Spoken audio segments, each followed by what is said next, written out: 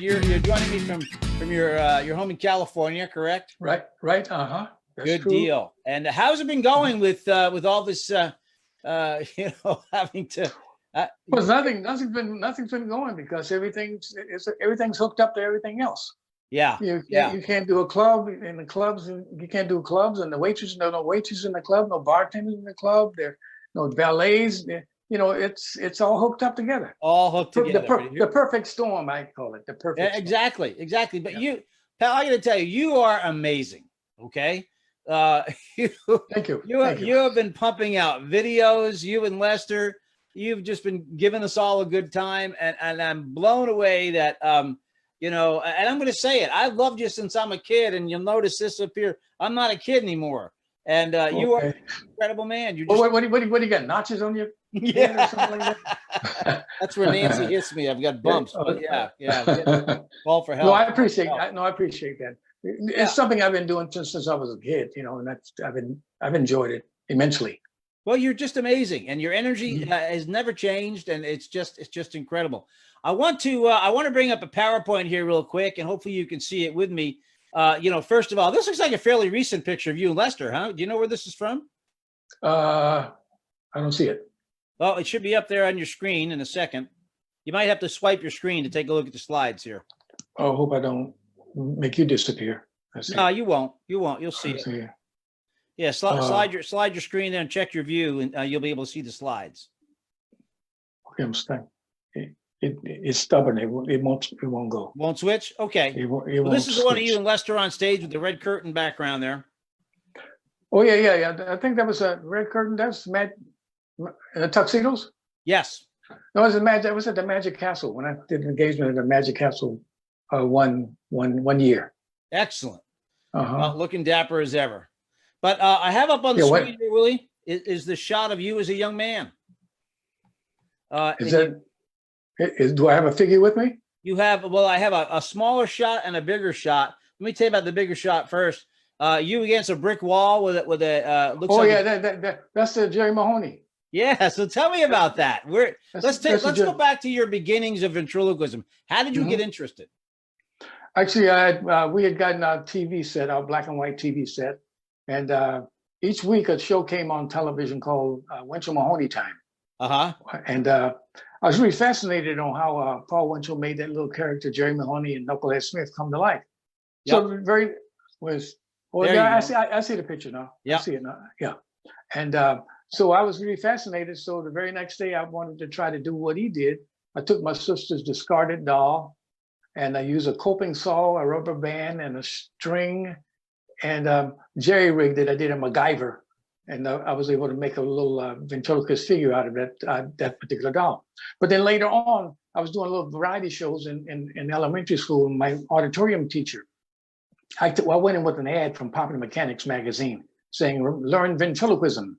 And so and this particular school was just outside of Detroit, Grosse Pointe Woods. So I really appreciate her. I remember her so much because she took time to drive me out there. She drove me out there, and I met Madeline Mayer, and I got the course. Back then, the ventriloquist course was like $35, and I got a figure with it. I got the Jerry Mahoney figure. She painted the Jerry Mahoney figure brown, so that's why he's brown. That's so because Madeline painted, and so I used that. And the other little short picture where I'm on the stoop there, that's the Jerry Mahoney on my left that I got against the brick wall. And the other one is the little Jerry Mahoney I bought at the magic store. What's the age that ventriloquism striked you? What did you say? I'm sorry? How old were you when it first? I was 12. I was 12. 12 when you caught the bug. 12. Yep. Yeah, 10, 11, 12. And but you notice that picture, a lot of comedy stores have brick walls. Back then, I was standing in front of a brick wall. It's amazing, huh? They must have got that idea from me. I think they did. I think that's true. Just kidding. Well, that's great. So to go back to, I mean, I know that your Wikipedia whatnot says you were born in Alabama, but obviously parents moved north to Detroit at some point. Yeah. Moved to Detroit, and it's like I was 5 years old. 5 years old. I was born in a little town called Red Level. Right. Red Level or River Falls. But it's a little small town. The town was so small. They had a general store, and in the general store they had the post office. I sort of remember that. And my dad worked at the sawmill. Oh, sawmill. I remember that. Yeah, yeah. And did mom and dad move north for work, or what was the reason? Yeah, well, no, but back then it was like it was during World War II. Mm-hmm. So it's like the jobs were up north. Everybody was going north because it was like there were jobs because of the war was going on. So people went up. There's work up there. So he made the move to Detroit, and he started working at Ford Motor Company, for years. And we made the move up there because I remember when we lived in Alabama, we didn't have electricity. We had kerosene lamps. Wow, really? And the outhouse was in the back. There was no indoor port plumbing. It's almost like in Gunsmoke. They always had those little kerosene lamps, stuff like that. When they walk in, they light the lamp up, and the whole room lights up. But that's the movies. That's crazy. That's amazing. So thinking a little further, are you a little bit older in this shot? This is I think this is a few months after the one with the brick wall. Okay. And that's in that shot, right on his lapel there, like where the little character's heart would be. There's a little flower. It's a little flower there. And I got that idea. It's a little rubber flower, and I got that idea from Soupy Sales. And Soupy Sales, on Soupy Sales show, he used to have a little character called Willie the Worm, and he would pop out. We used to squeeze a little air gun in the back, and he would pop out of the flower. So I bought that at the magic store, and I put that on Lester, and I used that as another little character on him. No. But Soupy Sales was the one that I thought gave me the idea to do that. So you just said something that I found interesting. You just said that you put that on Lester. So from the very beginning, it's always been Lester? No. Did I say? Yeah, you did say Lester. Or was that what was his name? The little guy. I thought I said the character because. Yeah, what was the character's name? The character, his name was Donald. Donald. Okay. Donald Woodhead. Donald Woodhead. Yeah. Okay. So in that picture, you're at that age. Are you already gigging at that point? You doing birthday parties? What are you doing? Where are you performing? No, I was doing the variety shows in school. There's variety shows in school, and then we would go and do amateur shows in the neighborhood. And the theaters around the neighborhood, they had amateur shows. They had a professional. It was like it would be an amateur show, and then at the end of the amateur show, they'd have a professional act, an act who had a record out, a regional record out, a hit record, and they would be the headliners. And I remember working with a group. A lot of people don't remember this. So a group called Hank Ballard and the Midnighters. And Hank Ballard was the one who wrote The Twist. Oh, my God. He was the one that, Chubby Checker covered it later and made a big, gigantic hit out of it. He surely did. But I remember being, because a guy named Homer Jones used to pick me up at the house because I was 12, 13. And he picked me up and drive me to the theater, the venue, because he was the MC. He would MC it and would drive me back home at night. But what we did, it was being an amateur show. They would line everybody, you would do your act, and then they would line everybody up at the end, and he would put his hand over each act's head, and the audience would applaud or boo or whatever. There's some strange audience there. I mean, it was like you were taking your life in your hands going on stage there. You get hecklers, you get popcorn boxes thrown at you and stuff like that. But anyway, I would go out and I would do. He would hold his hand over my head, and I wouldn't win. I wouldn't win. I'd say I'm not going to do this anymore. So I'd go home, and then I'd stay home a couple of weeks and say, I think I'll do it again. Yeah. And I kept doing it and kept losing and kept doing it and kept losing. And then one time, I remember it was December, and I won. I won first prize, and that was the rest is history. Changing your routine, from I didn't have a routine. I just went out and made up stuff, just something I heard on the street or something, and the audience knew I didn't have a routine. Oh, that's crazy. That's right. And it was like, well, the person that usually would win is like a guy, an actor, a musical act, or an exotic dancer. Yeah. They would be. How old were you when you were doing this? You were 12? 13, 14? 12, yeah, but she wasn't a stripper, not a stripper. No, strippers, that's a different. No, An Yeah, exotic it's a dancer. different I got you. exotic dancer. Yeah, it's Yeah. just she just have little short things on and go out and just dance. And but she would win, you know. That's And crazy. and of course the musical guys. You know, and there's a guy. I remember a guy who was on the show. His name was Bobby Lewis. A lot of people don't remember this because you know, but his name was Bob. And you can look this up. It's called Tossing and Turning. That was his. Oh hit God, song. I know that song. Sure. Bobby Lewis is his name. I couldn't sleep at all last night. Yeah, tossing And turning. Yeah. But that was before he recorded. Huh. He was on the shows then, and then eventually he got this hit record, and I said, "Wow, Bobby Lewis has got this hit record. You know, it's great. You know, and he was a nice guy too. Nice guy." Yeah, but you know, Bobby Lewis isn't on here tonight. You are, so that's the thing that's the main thing, right? Yeah. Sustainability. But he's the guy who inspired me. He inspired me though. He inspired you, yeah. To keep me doing what I'm doing. Yeah. But let's go back to the inspiration. I heard on your website you have the Comedy Store podcast, and you said on that Paul Winchell was originally your inspiration to become a ventriloquist. Is that the case? Yeah. He's again when we got a color TV set. Remember I said the black and white TV set? Yep. Yeah. Winchell Mahoney time. Yeah, sure. I was so shocked doing the podcast. She didn't know who Paul Winchell was, and I just thought everybody knows who Paul Winchell is, and she was in her 50s, but must have lived.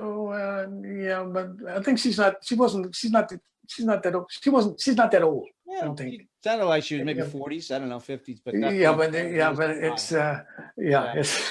But so the other thing too that you said on that broadcast was that that you did take the Fred Mayer course. Is that right? I took the Fred Mayer course. Yep. It was like a correspondence course. You know, and I remember, and I've got it back in the collection somewhere. There was I want to say it's black and white, but it's kind of like brown and white, a Mayer pamphlet, and you and Lester are on there, and you're quoted as taking the course. So that's well, yeah. They put us on that when we started doing television and stuff like that, and they were still in business. Yeah. So you did the homework, you mailed it all back, you got it graded by Fred and everything? Yeah. But Madeline Mayer, I never met Fred Mayer. I don't know. Okay. I don't know whether he's retired, whether he had.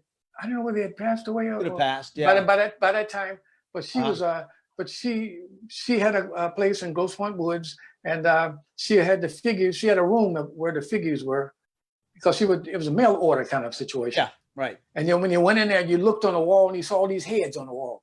Right. All those lined up all around. So I guess when she got an order, she would take the head off, pack it and send it out, whatever. She would. Lester's made of wood dough, and she would made it in the mold, not fiberglass like they make them now, right? Which is sturdier now, but it was wood dough. So she would make the characters up, but she would send them off to get the mechanics put in. Oh, really? She would send them to somebody in Ohio or someplace like that. They would put the mechanics in and send them back. I'm sure there's probably somebody who's going to write and they're going to know who that was. And could be Austin Phillips. It could be Tyler. It could be Conrad Hart. Somebody is going to pop out of here and they'll tell us who that was.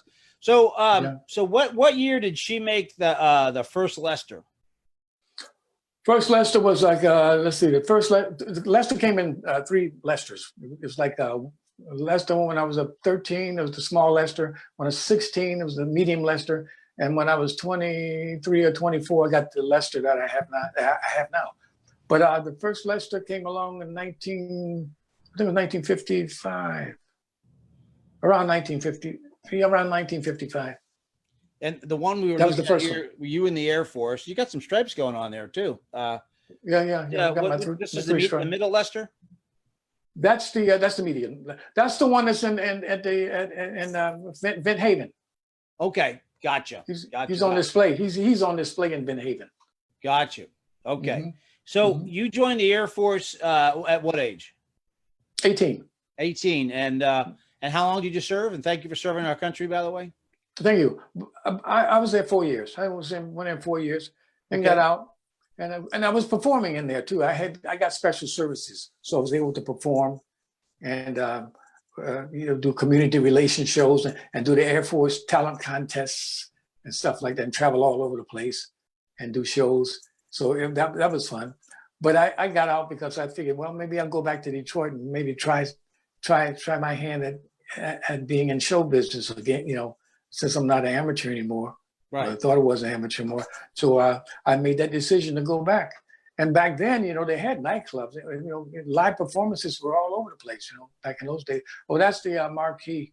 I guess everybody can see that, the marquee. Yes, they can. Yeah. Yeah, that's like I got out of the service and I signed with Motown about 1963, I think it was.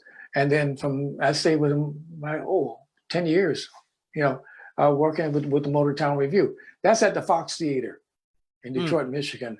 And that's at Christmas time. So Mr. Berry Gordy Jr. would always have the acts work the Motown Review at Christmas time in Detroit. So most of them could be at home for Christmas. Well, Willie, I'm blown away by this marquee. I mean, look at the names on here. Marvin Gaye, the Supremes, the Marvelettes. I mean, the Headliners, the Miracles, Stevie Wonder, the Temptations, Tommy Good, Willie Tyler and Lester. I mean, what a show that must have been. But you know, I really appreciate Motown. I got a soft spot in my heart with Motown because they really helped me a great deal. Because if I hadn't gotten with them, I wouldn't have been able to get out of Detroit and get to other places and things like that. But I really appreciate it because look how long our names are. Look how many letters in it. I mean, they didn't have to do that. Yeah, you know, they could have saved space, you know. But they did it for me, and I appreciate that, you know.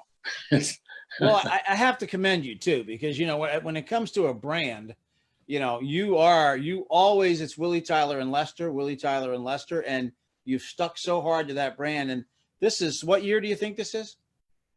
That was in the latter 60s. Okay, latter 60s. I mean, you really stuck to that brand. It's pretty incredible, pretty amazing. Yeah, well, yeah, again, it's like you know, a comedy team, like, you know, Martin and Lewis, Willie and Lester. You know. Yeah, I get it. Well, let me ask you though. You know, you are known obviously for your tremendous singing voice. On top of the fact that you and Lester are funny, you've got a great act. But man, you can sing.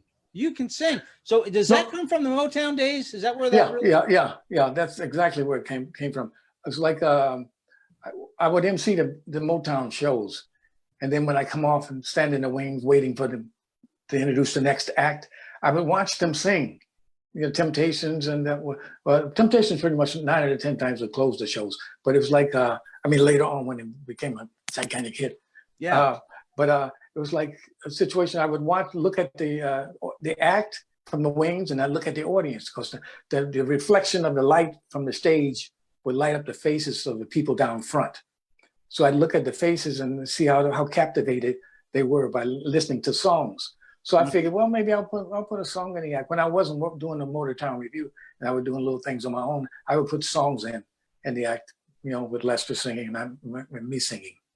But you know, and I forgot to put it in the deck here. I'll eventually walk over and grab it and show it on camera. But Nancy and I were in Caroline's in New York City, probably in 1987, I want to say.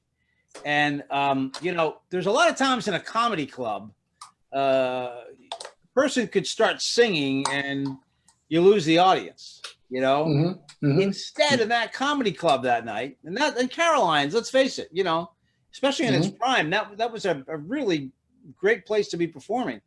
That audience went crazy when you sang. I mean, they went crazy because you're that good. So, well, listen. Well, go ahead. Go ahead. No, what we would do though, we would make the songs short. I know. We would make them short. No long songs. No, you didn't make long ballads. In fact, there were times I saw you hit the stage right away with a song, you know, and like you said, it lasted a minute, and you know, bam, and then you know, Lester and you start, and it goes and it goes, and then you know, you'd sing again, and of course, one of your most famous bits is Hambone, which you know. We'll get to that in a minute because that's worth a whole conversation. But the whole singing thing just came so naturally, and to this day, you still just have a beautiful singing voice. So it's again, but it was because of the Motown artists, you know, watching them sing and seeing that music would light people's faces up. Then, you know, that's why I put that in. You know, amazing stuff, really amazing stuff. So I mean, Motown, of course, just super important in your life and your career. Well, I gotta mention this too before. I'll probably mention it later. We're working on a documentary too. We've been working on a documentary for about 2 or 3 years. Keith Velcro and Michael and George, they're all working on it. So eventually, the documentary will come to pass. But who knows now what's going on now? How long it's going to be? Well, you've been working on it for a bit, so hopefully we're going to see it, pretty quickly. And we're dying to see it because I know you've been working on it. Let me hold this up to the camera and show that to you. Can you see that? Yes. That's Nancy and I and you and Lester at Caroline's in New York City. Oh. Now was that at the seaport or downtown? That was in the seaport. Oh, okay. Okay. Yeah, in the seaport. See, there's a date on the back. It says 86, September of 86. Yeah. Very good. Yeah. And then I think a year later, 2 years later, I had a luncheon for you up in Connecticut. We did that up. You were performing at a comedy club. Here's another one of you and I from that same deck. Oh, cool. Very good. Yeah. Behave yourself tonight. I'll autograph it and send it to you. Oh, okay. Great. Very good. Boy, you're all dressed up, had a tie on and everything. Yeah, man. You know what? Mr. Business, that was me. So well, but let's go a little further in your journey here. Look at this. You and the Dean of Ventriloquism. Where is this taken? You know, I have no idea. I know I've got that picture, but I don't know where we took it. I don't know. Yeah, interesting. It might have been in New York. Might have been New York, but I don't want to guess. That's the Lester. I'm looking at the Lester there. That's Lester when I first got him. So that's the new Lester when you first got him. Yeah, he didn't have big hair. He didn't have. I was going to say, you took the words out of my mouth. There's no afro, so that gives you. Yeah. He didn't have the big hair, and because when I first got him and I first did some shows with Motown, all the Motown people would come over to me and said, "We like the other one better," because they weren't used to this little guy.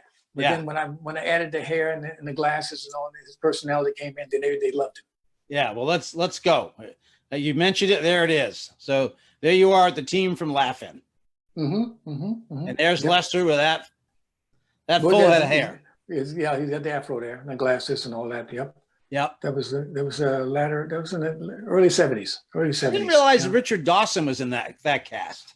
Oh yeah. Richard Dawson. Yeah, he was there. Yeah, Ruth Buzzy, Gary Marshall. A couple of names. It was great. Yeah, it was a great cast. Yeah, it really was. They were fun people. These guys were amazing, and like every comedy team like this, no one realizes the goofy guy was the businessman.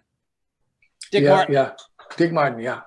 Went on to direct a lot of great sitcoms, and he was in did a few acting things too. Yeah. Yeah. Oh, absolutely. Yeah. But I don't think Dan didn't do that much. So. No, after Laugh-In, I think, but Dick was the one that just kept on going. I think he directed. Didn't he direct both Bob Newhart shows? I'm not positive, but I think that's. No, that's feasible.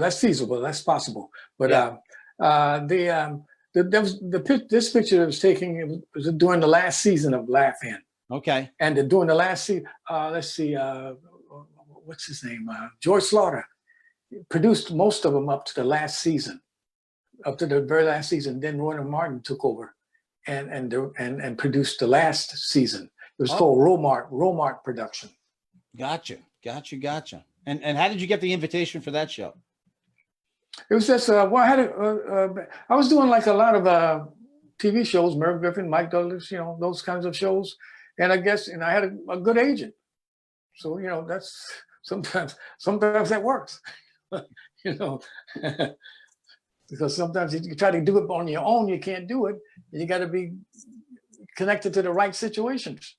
Absolutely, that worked for me. Well, you have been for a very, very long time, so that's for sure. You've been making the right decisions. And so this is one that, of course, we ventriloquists all just kind of get all crazy about. But this is one of the HBO Vent events. And in fact, it is the HBO Vent event. When you look at who's on stage there, I can't see who's on the other side of Steve Allen. But you've got Sherry Lewis, Edgar Bergen, I forget that young man's name. Tom Ladshaw will tell me. He was from Canada. He won a talent contest from Canada. Yeah, I just guy. Kirby or something on his. I don't know. Maybe I'm wrong there. Yeah. Jim Teeter. Jim Teeter's there. Of Teeter McDonald's fame. Yep. Yeah, Yep. yeah. And then that Yeah, guy, yeah, what's that guy? Whatever happened to him? Jay Johnson. With Squeaky, who we just I loved Squeaky, but Yeah. and I remember, and then of course you and Lester, and God, what a show that was on HBO. Can you give us some memories from that, Willie? It was done at the Little Theater. No, it was the Little Theater in Santa Monica. I think it's a Little Theater. It's gone now, but it was a little theater. It's a little small venue, and at that particular time, in Burbank studios, there they were filming Magic, and so the night of the taping, I'm trying to think of the director's name. Who directed Magic? Yalsborough. Anyway, Richard Yalsborough, something like that. Anyway, they came to see the show. Wow. Because I guess they're filming something about ventriloquists, so they wanted to come see ventriloquists. Right. So they were sitting in the audience that night when we taped it, and of course Steve Allen was the host. So what's it like backstage? You're with, all these greats are together. You, Jay Johnson, who are the younger set of the crowd. You got Sherry. You got Bergen. I mean, that's quite a crew, buddy. It's quite a crew, but everybody was like nervous because they were concentrating on what they want to do. It wasn't like a situation where it's like, oh, home week, how you doing? It was like you're concentrating on what you're going to do on stage, because everybody, you had ventriloquists. Yeah. Yeah. So, you just wanted to concentrate on your piece. Yeah. Well, I tell you, it was amazing. I'm so glad it exists and that we have that. And just very special. Edgar Bergen, nice man too. I met him. He's a nice man. Yeah, I imagine he was. I've heard nothing but nice things about the encounters with him. Mm-hmm. And thank God back then my parents had HBO, Willie. That's all I have to say. So. Oh yeah. That was back in the days when they were saying it was supposed to have been like an adult show, an adult, but they changed that. It was just PG, because it was HBO, so it's cable. You can say anything, but it didn't turn out to be that way, which is good. Yeah, it worked out nicely. Absolutely. So you've been all over. You've done all kinds of things. Here is the Dolly, country music, Dolly Parton. Dolly Parton, Atlantic City. Yeah, Atlantic City. Was that Atlantic City? Atlantic City. I think we were at the hotel that Merv Griffin owned. I think that was the International Resorts International. I think that's what it was. Yeah. Yep. Yep. Any idea what year that was? I don't. It was in the 70s. I think it was in the 70s. You seem to know the date of every one of these pictures, so. Yeah, but I think it was in the 70s. But it was always. I like working with Dolly. She's a nice lady, and I worked with her quite a few times. But it was like what I would like though. Each night when she would close her show with "I'll Always Love You." Oh. That classic song that everybody sings. Yeah. Not Thelma Houston. The Bodyguard. It was the title song of the movie The Bodyguard. It was in there. So what I would do is like I would finish my bit, come off, go by my dressing room downstairs, and then come back up when she was singing "I'll Always Love You," that last song, and it was phenomenal. Because it was the strings and everything, the horns, and she was singing on stage, and it tugged at your heart each time, even though she sang it each night. So you would come upstairs just to hear her sing it? Yeah. I would just look out there and to listen, and I can listen to the instruments close. Especially in the wings right there. You can watch the cellos, and I think they had a harpist there too, and tubas, all that. It was French horns. Good old days before tracks. Yeah. Yeah. And again, back in those days, we had charts too.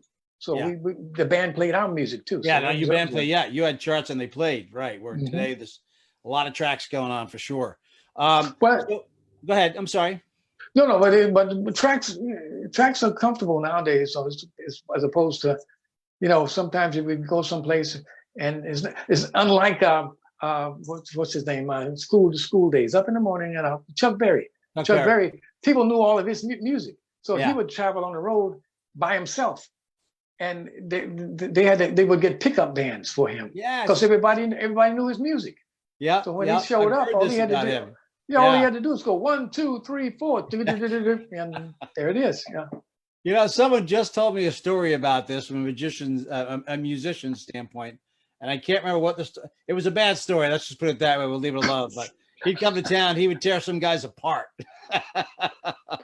Well, you mean because of the performance, the back. Yeah, No, well, what he, you know, he no, what wasn't he really was good dude when he well, got there or whatever. well, You know. he spoke his mind. Yeah, you know, yeah, that's exactly right. Yeah. So that's Willie, that's the thing. You're one thing that I and certainly Dale Brown never are. You're a gentleman. You always know how to put it right. So that's a good. Well, thank you. But you know, sometimes, but some of the Chuck Berrys, those guys, they were very successful because of their personality. Yeah, you know, they did a thing called a documentary on Chuck Berry, where the guy from the Rolling Stones was in. I mean, you probably didn't see that, where he got in an argument with him. You know, it was like doing rehearsal, but it was a documentary, so he left it in. It was fun. That's great. Yeah. That's awesome. Keith Richards. Keith Richards. I got to check that out. I didn't know that. So I'm going to bring up another picture here. This is obviously there's some folks in the audience that don't remember this event. But I went through it today, and I think I have almost I'm not going to do it in front of the audience right now, but almost everybody named. But of course, you know, up here in the quarter, Gary Shandling, who, you know, I still miss today. But Howie's over there, too, with Paul Reiner. And I think that's Yakov Smirnoff, a few down. Yeah, Yakov is there, yeah. Yep, but there you are, right there, the second row up above Michael Keaton and above you know, I wonder who that is in the front row right below you, Willie. Who is that? Right below me? Yeah, in the front row. I don't know who that is. Is that Richard Dreyfuss? I don't know. That's not. I didn't figure that out. But looks like a guy named Argus. Looks like a guy named Argus Hamilton, but I don't think it's Argus. I don't know who that is. But you know, then you have Robin Williams and Whoopi and Billy in the front. And what a great event. They were the hosts of the show. Yeah, I remember. And that was done at Universal Studios. It was taped at Universal Studio. Everybody in comedy, including you, are there, and it's just an amazing photograph. Martin Short is in this picture. Dan Levy is in this picture. Yeah. You know, I mean, Pee Wee Herman, for God's sakes, is in the picture, and it just makes my heart really sing that you're in this picture. And it's again, you know, a great shot of you and Lester, and I just love this shot. So thank you for including this in the deck, because it's a very, very special shot. So super. Yeah, it's special to me too, because to be able to go there and get all those people together in one room, you know, at one time. So can you tell us one story about that night, about that day? Anything that sticks out in your mind at all? No, all I remember about that picture was we had to be there in the afternoon to pose for the picture. Okay. That's all I remember about so that's it. Not like after the performance or during the No, it was in the afternoon. The performance wasn't going on or anything. It was like a situation. Everybody showed up that afternoon and they posed for the picture. I even forget the cause for that. Do you remember the cause? Was it AIDS relief? It was a benefits. It benefited a whole bunch of folks. Yes, I'll look at these comments. By the way, the comments, you'll go back and watch the rebroadcast of this, but the comments are just flying by. People are just saying hi to you and everything. So you can go home and go through it, and you'll have lots of smiles from what people are saying. Let me go back to the deck here for a second. We'll bring that up and go on to our next picture. This, of course, you know, another one between the one you showed us of you and Jimmy, and tell us about this picture. Yeah, it's like a situation where we had gotten together. We did it was a particular show on television. It was like I can't think of the name of it offhand. But anyway, what happened? We posed, and he says, let's exchange characters, you know. So it was his idea. So I took Jerry Mahoney and he took Lester, and we took that picture. And he did a special too on Sunset. It was at a club on Sunset, and it was about where are they now. It was like, where's Jerry Mahoney now, and where's Knucklehead Smith now, and where's that little lady character of his. And the special was all about where they were now. They had gray hair or receding hair and stuff like that. But then he had me be part of the show with Lester. That's excellent. So that was really nice. My You mentor. mentioned his female character. You were on. We don't have any Flip Wilson pictures, and I should have gone back and looked. Oh yeah, Flip, yeah, because Flip used he was a ventriloquist in one of his episodes where it was like see, I had Lester has an understudy, a twin. So what they did, they dressed the twin up as a girl.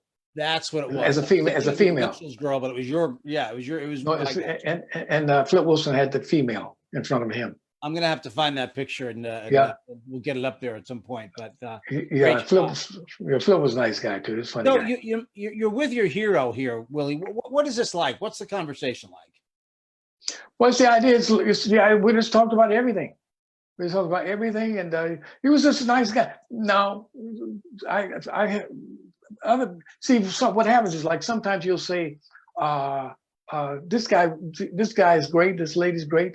And somebody else will come along, oh no, So maybe to them, they weren't great or they didn't get along. But with me, it was fun to be with him, Yeah. So and we did a thing on Sunset Boulevard, another thing on Sunset Boulevard with Sherry Lewis and I can't. The guy with the cowboy hat, big cowboy hat. What's his name? Oh, Ron Lucas and Ron Lucas. Yeah, Ron Lucas, Paul Winchell, Jerry Mahoney, Willie Tyler and Lester.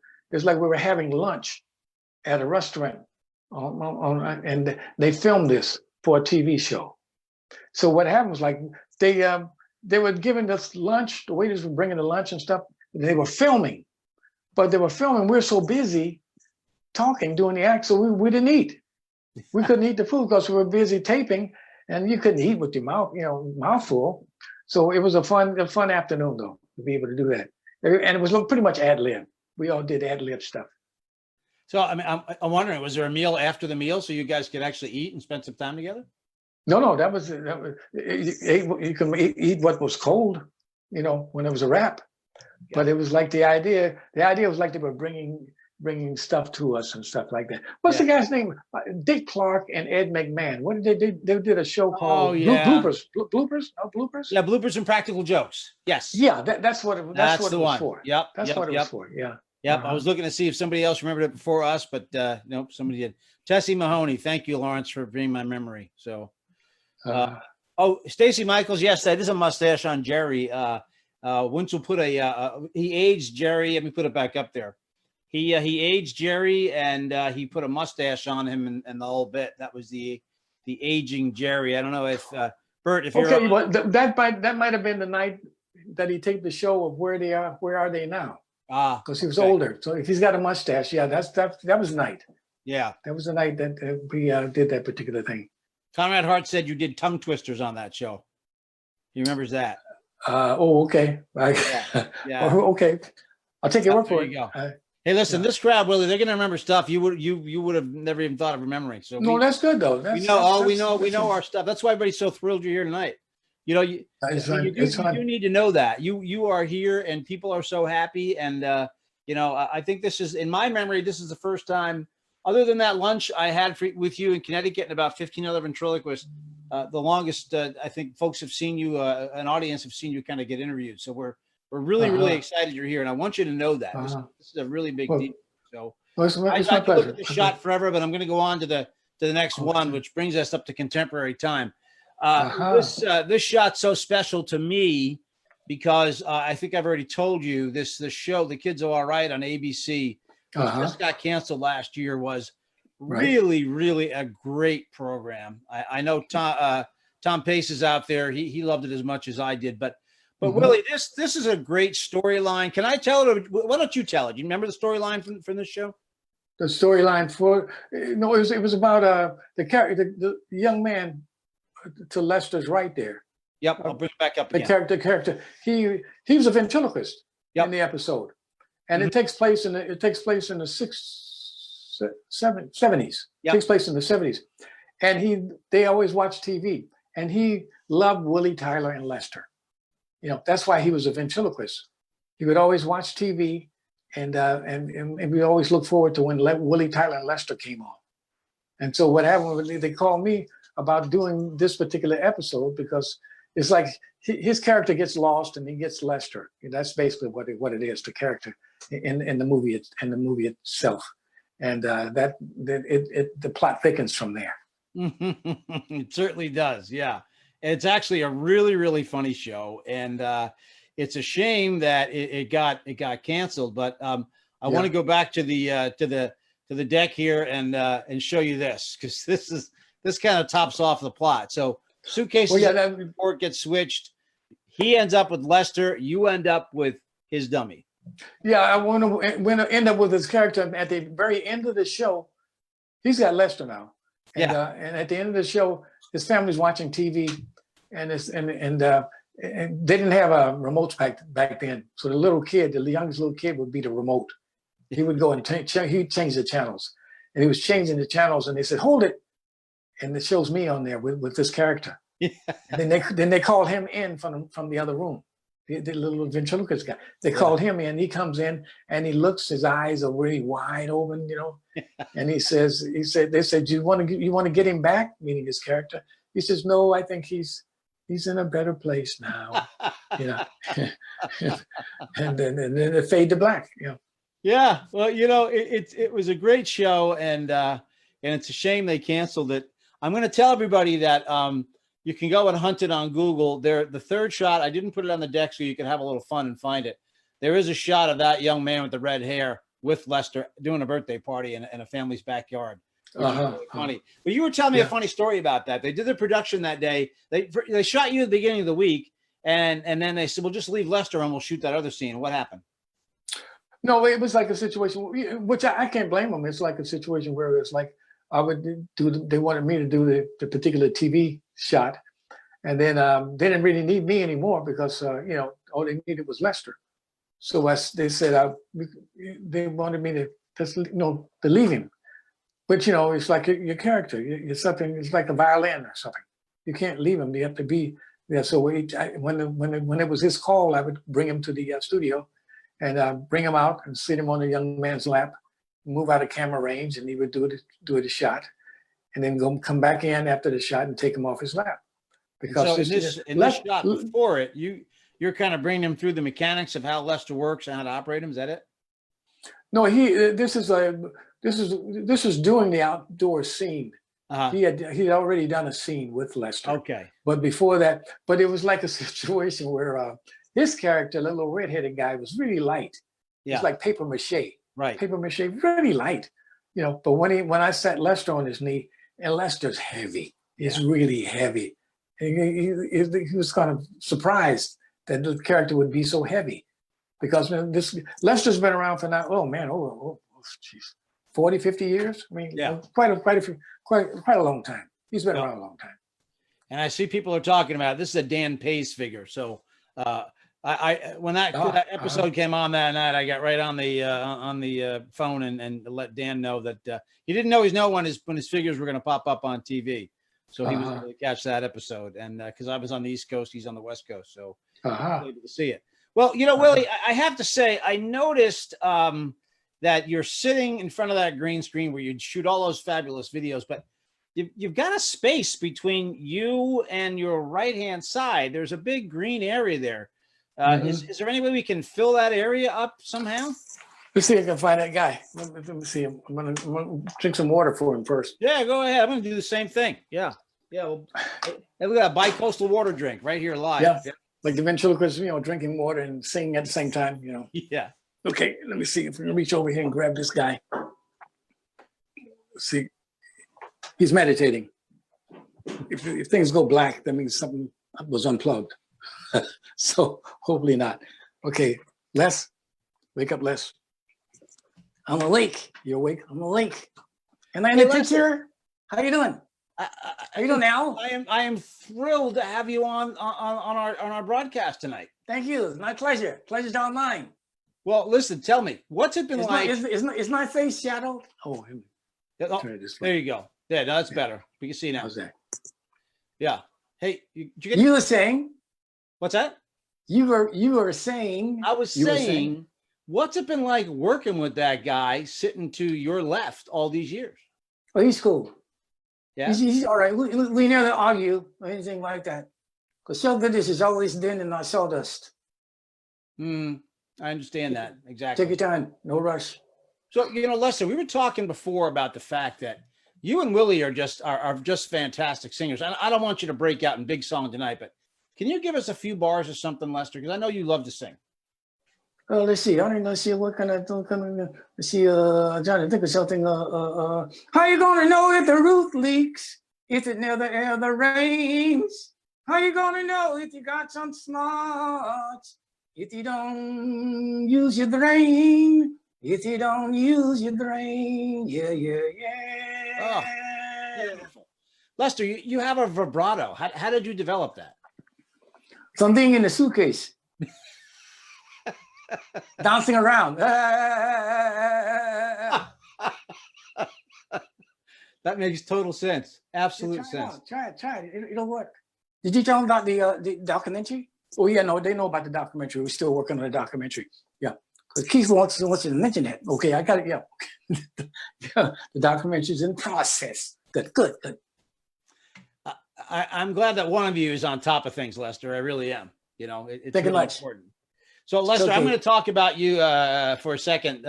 It's going to make you uncomfortable, but I'm going to have some key questions for Willie here. So can you hang with me for a second? Because it's going to be all about you, but it's going to be all about you in kind of a different way, if that's okay. Is that okay, Lester? It's okay. It's okay. I'm all eyes.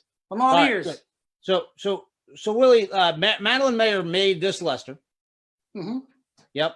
And Lester, one of the things that's prolific about you, and everybody knows about you, is you use those eyes like nobody's business. The eyes have it. I would say, you know, Willie, that the moving eyes, because we're talking technically here for ventriloquist. You missed that.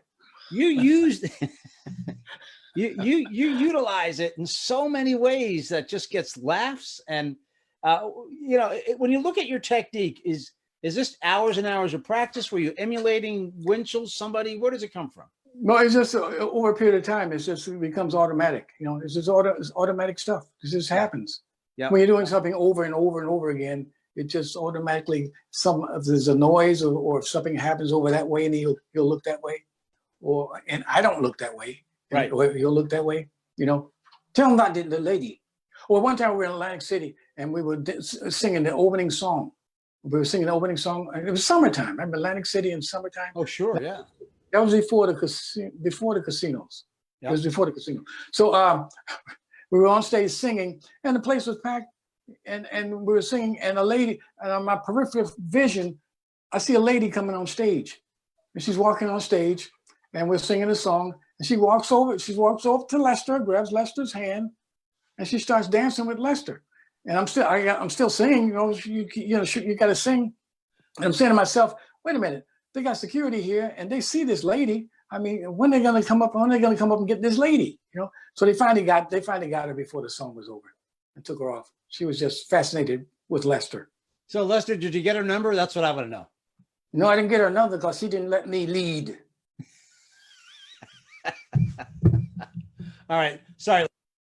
Back to some technical talk for a second here. Okay. So what's amazing too, Willie, is you really have only had one character. Has there ever been just a thought to add something else to the act, some other figure, some other thing? No, I had I got another character from Madeline Mayer, but I never used it. It was like the one that had the rubber kid. It was rubber. It wasn't lines, right? You know. And I got that character, and it was paper. It was like paper mache. It was real light. Well, that's the one. It was probably an Insel from England, because she stole the Insel figures. Okay, well, that was the figure, and it had a little weight. It had weights in the eyes. You know, it didn't no control. You just moved the head back and forth, and the eyes would go right and left. Right. But I never could come up with anything for the character. I never used it. Never used the character. So, I mean, Lester, when you and Willie on stage, I mean, you would do an hour and a half sometimes. What was the average? Because I've seen no, 45. 45? For some reason in Connecticut, I thought you were on stage for more than an hour, but maybe it might have seemed like it was. It didn't seem that way when you talked, but when Willie talked, it just went on. But it's the old saying goes, you know, always leaving wanting more. Yeah, you know, and absolutely. that's. I mean, for us, that works for us. I mean, sometimes you can do an hour, you know, stuff like that. But Well, the other thing that was amazing too about your show is, you know, you do comedy, you'd sing, but then you oftentimes you worked in a pretty dramatic song, and again, as you said before, they were never overly long, but you would bring the audience kind of up and laugh, and then sweetness and a little sentimental song. yeah, you just Yeah, had we the used to do ability. we used to do a song in the act, and it was a nice song written by a gentleman by the name of Tom T. Hall called "I Love." You know, That's and that was it. like it's a very little sentimental song, but Yeah. it's like a situation where even like some TV, when you watch some comedians on TV and when they end their shows, it's like people probably don't remember this, but you probably remember Jimmy Durante. Remember Sure. Jimmy? I But Jimmy got Durante, that. at the end of his show, all the comedy and stuff like that, Yeah. he would always end the show. He'd look in the camera and says, "Good night, Mrs. Calabash, wherever you are." Yeah. And he'd walk off into the Walk out of the spotlight. spotlight. You know? Always out of the Yeah, spotlight. yeah. That was a sentimental kind of thing. Yeah, sentimental. Yeah. Yeah. Yeah. Mhm. Beautiful. Absolutely beautiful. So Mhm. Lester, tell me, what have you been up to in all this COVID-19 thing? You're stuck in the house with Willie. What's happening? I'm getting a cousin Caesar. Are you really? Yeah, What that's is it? 30. What is it? And that's bad because my father was a cannon. I stepped on the punchline. Sorry. That's okay. It's okay. What have you been Yeah, doing, but no, Lester? What are you doing to keep busy? I'm just trying to think of some humorous stuff. You have And been. what he's doing. You and Willie have been doing videos. They've been great. Those little short videos. Yeah, little short little things. And again, we do them short because it's like a situation where, you know, you got the internet, you got so much stuff going on nowadays, so you can't make them too long because people, you want to hold their attention.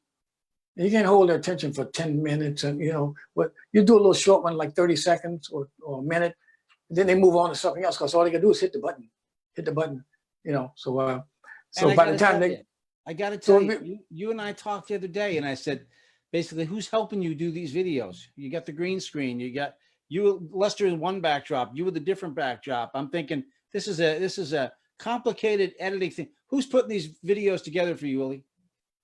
Oh, he does it. Yeah. I do it because again, you know, when growing up, I used to fool around with that stuff with cameras and things like that when I was a teenager and stuff like that. So now we got the smartphones. They help a great deal. So it's fun. It's fun to do because it's something I enjoy.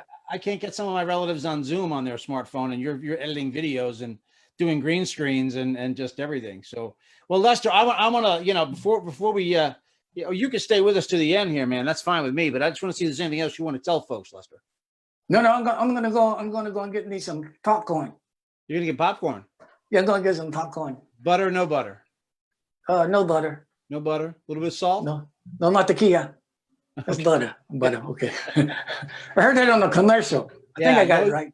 You always have to show me up, Lester. That's the thing I really don't. It annoys me. So it's okay. Yeah. Anytime.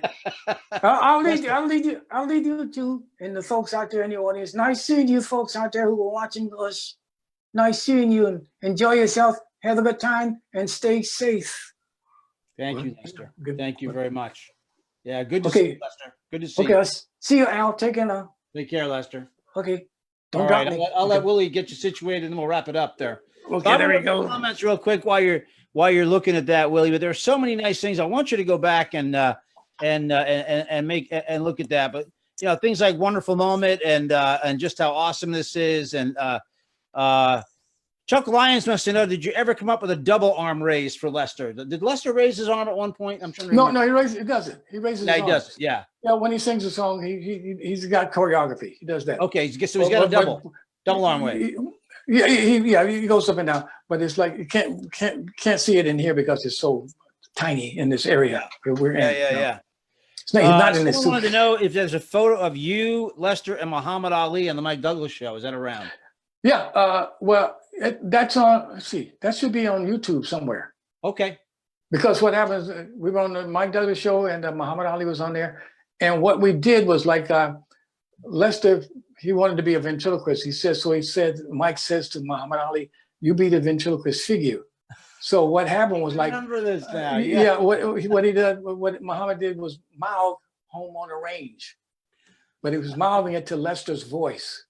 Lester's mouth wasn't moving. My mouth wasn't moving, but Muhammad Ali's mouth was moving, and Home in the Range was coming out. That was a classic thing. Well, had a great spirit, and he was always up for anything, wasn't he, Muhammad Ali? Yeah. He liked magic too. Yeah. His hobby was magic. He was always doing magic stuff. Well, we're talking some real old stuff here, but Mike Douglas, as you and I have talked about, Merv Griffin, they just don't make the talk show hosts like that anymore. But especially, you were telling me we just lost Little Richard, and you were telling me a story about the Mike Douglas show in Philadelphia. Could you tell that story in Little Richard's honor? Yeah, the first time I met Little Richard, I mean, he'd been around. Well, he'd been around forever. But I mean, well, this is back a whole bunch of years ago, though. So I was going to I'd gone to New York, and then I had to do the Mike Douglas show, but I had to take the train down to Philadelphia, So I went down to the train station. When I got there, all of a sudden I saw Little Richard waiting for the train too. And he was all dressed up. He was going to do the show. We're going to go down and do the show and come back, What happened was like he was in his jumpsuit, his makeup. He was camera ready, So we got on the train. We talked. We had a conversation going there. We got there, and of course we went in and we did the show. He didn't have to do anything because he didn't have to go to makeup or anything. He was camera ready. So and he did his show. Then later on that evening, we took the train back. We had a conversation, talking. And again, he didn't have his band with him or anything like that. I think he sang on the show, but he just played piano. That's incredible. But it was like it was a fun guy to talk to. It's got to be a little surreal that he's in full makeup and costume too on the train. That's great. Well, but he was always but he was always in makeup though. I mean, every time you saw Little Richard, he was in makeup. Yeah. All right. Well, it's just an incredible story and so timely. But so here's what I'm going to do. I'm going to give folks a minute here. If you have a question for Willie, I'm going to take 5 questions. So get busy and give me 5 questions, and I'm going to ask 5 questions on behalf of the audience here, and we'll let those come through on the comments. I'll read those. So what's going on, Willie, is that I have my phones over here, and I'm watching the comments come by, and I've got my own little control room, as you see, going on here. They come by real fast too, don't they? Yeah, it really does. So let's see here. I'm waiting for that first question to come across here. This is your chance, folks, to ask this legend here some questions. So I'm going to wait patiently and wait for that first question to come. Also, it takes them a little time to catch up to you and I. They're about a minute behind us. So that's little things pop up. All right, here you go. Here's the first question. Neil Bacon from Canada. Who is your favorite vent? So why don't we not offend anybody, present day, but, classically, who is your favorite vent? Well, it's like, I like all vents because, they're doing what they enjoy doing. And, but again, I go back to my mentors, Eggerberg and Charlie McCarthy, Paul Winter, Jerry Mahoney. And there's a guy called Ricky Lane in Belleville. Oh, sure. And the gentleman that that I took the picture with, and then we didn't know where we took it. Right. He just passed away. What's his name? Jimmy Nelson. Jimmy Nelson, Jimmy Nelson, yeah, great man. But see, I hate to start mentioning them, but I mean, it's like a lot of ventriloquists. Jay Johnson, it's just a lot. Oh, I know. We don't want to offend anybody. Tom Pace wants to know: have you always written your own act? Well, it's like, some of the stuff we did in clubs we wrote. But then some of the things we did on TV, they had writers write that stuff for us. Like when we did Laugh-In, there was things that were written for us. Well, when you saw you at a club or a theater, that's all your own stuff. Oh yeah. Mm-hmm. Yeah. Okay. Steve Axtell wants to know the big question, because he and I have gone out eaten plenty of fried food before. Willie, you're in great shape. How? Well, it's the idea. My father was a very slender man. And I think it's just the genes. But what's happening is I'm thinking I'm gaining a little weight now. But you know why I'm gaining a little weight? Because, what happens when you're performing, you go on stage, you feel good and the energy is there. But when you're not going on stage and the energy is not there, you start gaining weight. And that's what's happening now. Because, nobody, where's anybody working now? No clubs, Well, the audience feeds you, and there's a lot of energy that's dispelled. Yeah. You get the thing from the audience. The audience, they'll laugh or they'll applaud, and it makes you feel good. Yeah. And some nights when you do a show and the show is not that good, you still feel good. Yeah. After you do it because you did it, you know. Well, it's like a guy named Dale Brown. He's always fighting weight because he never has any audiences, but that's a whole other story. Let me ask you, Gary Hunter wants to know, what is your favorite type of act to watch? I don't really have a favorite type of act. You know, it's just I just whatever I see and I take a liking to it, I'll watch it, but nothing specific. No. Yeah, it's Motown. You said that was pretty amazing, and Dolly Parton. You like a good singing act, that's for sure. Yeah. Well, yeah. Well, yeah. And no, when I grew up, I grew up on country music. I grew up with, because back then when we moved to Detroit, and my dad would listen to radio at night, and on Saturday night he would listen to the Grand Ole Opry, because you know that was what was on the radio. Yeah. So if I would listen to Grand Ole Opry, and a lot of things people don't really know this, but soul music, country music, they're pretty much intermixed. You know. Yep. If you look at it, a lot of soul songs were made hits by country artists, and vice versa, and a lot of them covered each other's songs. Yeah, that's absolutely. I've heard it and I've seen it. I'm trying to get some questions. A very specific question.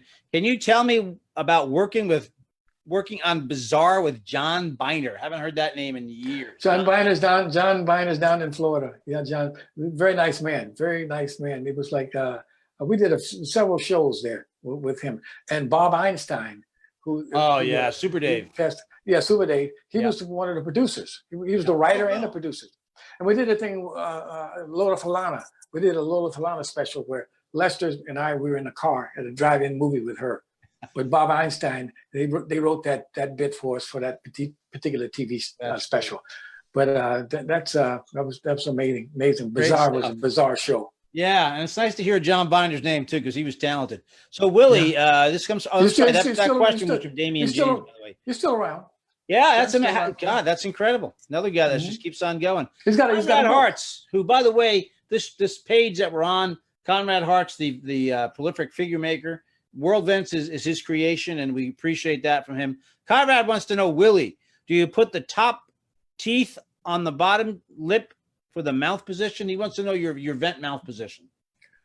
It's no, it's just natural. Yeah. It's just a natural. It's like I think Paul Winchell would do that. Paul Winchell would clench his teeth. Yeah. He would clench. But like but I wouldn't. I didn't. It was just natural. Okay. It's just like you're listening to somebody. Yeah, exactly. The mouth is, and that's what I finally found out when I was practicing my art, and I found out that was the best way for me to do it. I mean, everybody's got different ways of doing it. Sure. Got a bunch of questions. Stacy Michaels asked who influenced you. I think you said it was Winchell and Bergen. Question about the 2021 convention. We don't know that yet. Did you work with Steve Martin on Laughing? I'm hitting you with the rapid fire ones now. No. Steve Martin was a guest, I guess, right? I think he was a writer, wasn't he? At 1.2, I forget. So I don't remember him being a writer when I was on there. Yeah. Okay. Someone wanted to know if you like working with Red Fox. Red Fox is funny because every time I see Red Fox, he would come on, like I'd be at a comedy store or whatever, wherever it was, and he'd come over to me and look at me and say, "Where's the dummy?" That sounded creepily just like him too, by the way. Yeah. Craig Marin, here's a great question. Craig Marin, by the way, is a puppeteer who's worked on just so many things, and he says, "Great to see you again." First of all, he says, I was Lester's right-hand man on those McDonald's spots. So I guess when they hired a puppeteer to help you with the McDonald's spots, you remember Craig working with you? I think I remember Craig because it was one of the McDonald's spots. We used the extra Lester for this spot too, because he was the extra Lester was like on the Flip Wilson show. He was Lester's girlfriend. So at the very end of the shot, he slides in. The Lester's girlfriend slides into the shot, and but it had to be he slides in and winks his eye. That other character, the extra Lester, his eye winks.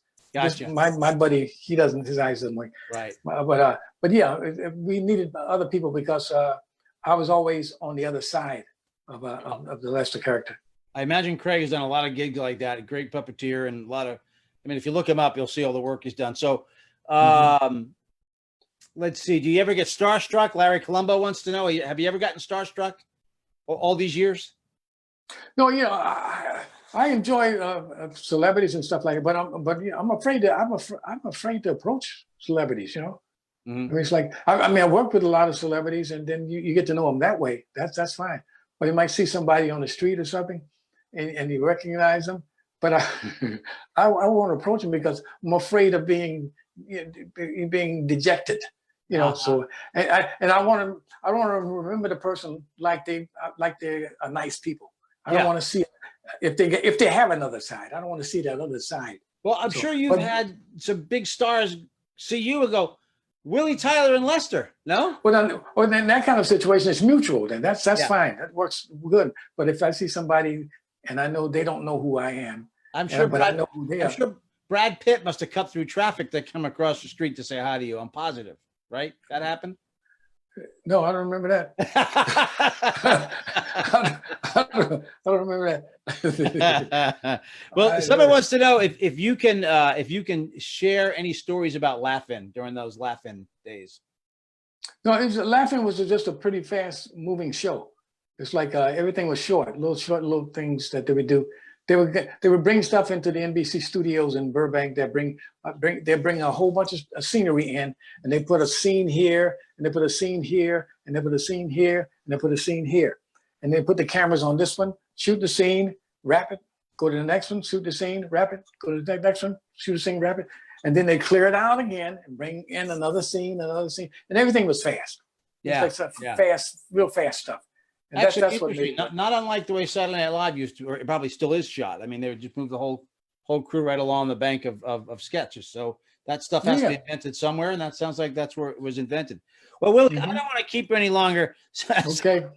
Big request, which I think the camera's not set up for it, but Steve Axel says do Hambone. But how about we save Hambone for a convention somewhere down the road? Yeah. We'll do it like in July when we do. Well, you know, when we do the podcast, maybe we can. Yeah. We're gonna have to be able to do it then. Yeah. Well, Willie, I don't want to let you go without at least giving the last word. Anything else you might want to talk about or say or share with the event community here tonight?